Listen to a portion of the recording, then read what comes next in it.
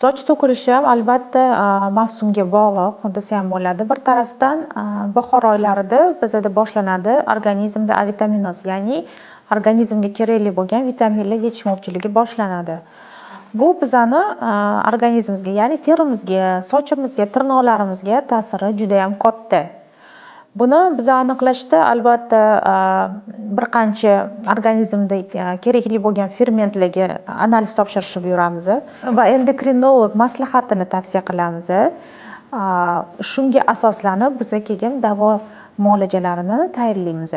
Yana unga bir qator qo'shimcha muolajalarimiz, ya'ni biz mezoterapiya va plazmaterapiya muolajalarimizni tavsiya qilamiz. Bu kompleksli lecheniya hisoblanadi. Ham organizmga kerakli bo'lgan moddalarni biz buyuramiz, retsept yozib beramiz va qo'shimcha sochga bu muolajalarni o'tkazamiz. Bu muolajalar soch ildizini mustahkamlaydi, tiklab beradi. To'kilgan sochlar o'rnidan yangi sochlar hosil bo'ladi va soch shuni hisobiga ham qalinlashib boradi. Nasliy bo'lsa ham bu degani qarashim kerak degani emasda, o'sha qancha bor qismini bo'lsa ham ushlab qolish kerak.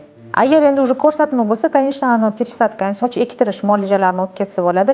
Даже soch ektirishdan oldin shu muolajalar, ya'ni mezoterapiya, plazmaterapiya muolajalari o'tkaziladi. Nimaga? Bu именно har bitta soch ildizi o'sha folikularni tiklab qolish maqsadida, ushlab qolish.